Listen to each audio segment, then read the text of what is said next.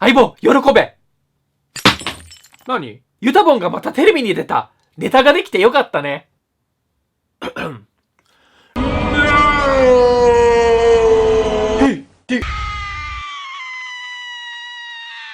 どうも、PDR さんです。キテレツとコロスケがまたテレビに出たみたいですね。バイキングとアベマ TV。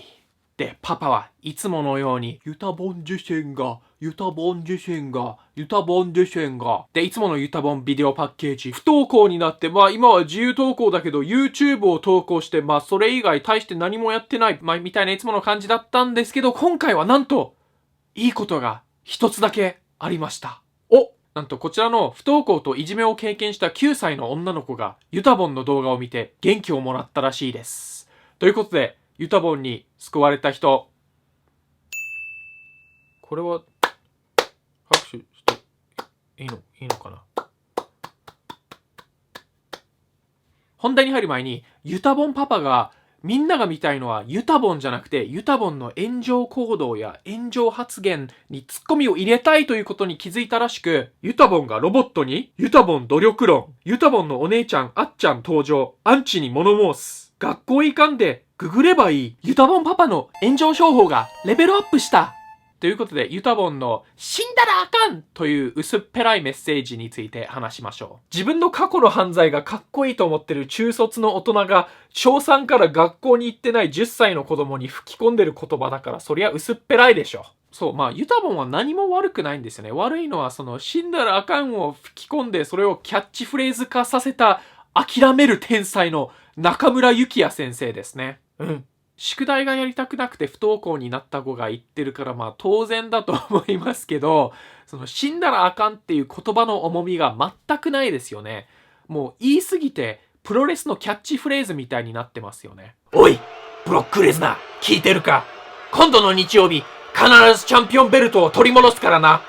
死んだらあかん。自殺とかうつ病、多分うつ病について話したいんですけど、そういうことについて話すのはとてもいいことだと思うんですけど、このユタボンの死んだらあかん、死ぬくらいなら学校行かんではもう10ヶ月前から注目を集めるために、ユタボンの不登校を正当化させるために始めたようにしか見えないんですよね。実際にこのコメントの言う通り、苦しんでる子や自殺したい子を助けるために死んだらあかん以外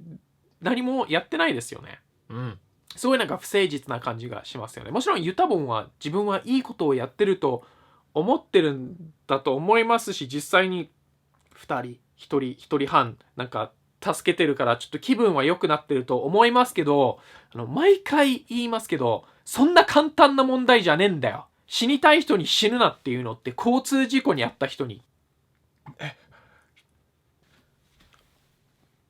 助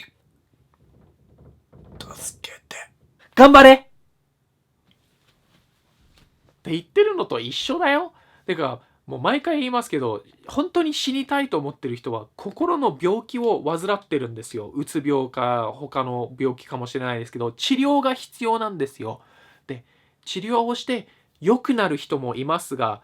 治療しても良くならないでそのまんま命を絶つ人がいっぱいいるんですよ。で、それを死んだらあかんで片付けるのはちょっとどうかと思いますね。皆さんぜひ意見をお聞かせください。そしてユタボンパパもユタボンと一緒に Google 先生を使って勉強して子供にもうちょっとまともなことを吹き込んだらどうですか？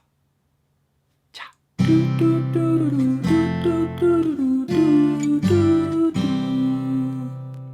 皆さん毎回言いますけど、ユタボンのチャンネルに行ってアンチコメを残さないでください。もうたくさんあるから一応下にユタボンが出たっていうか、ユタボンパパがメインでしたね。アベマ TV のリンク貼っておくんですけど、竹山さんの言葉と、あと中国人の女性が結構突っ込んだ質問をユタボンパパにして、ユタボンパパの返答結構ひどいですね。それだけ見ることをおすすめしますね。あと前回の動画とその前の動画をぜひぜひチェックしてください。では。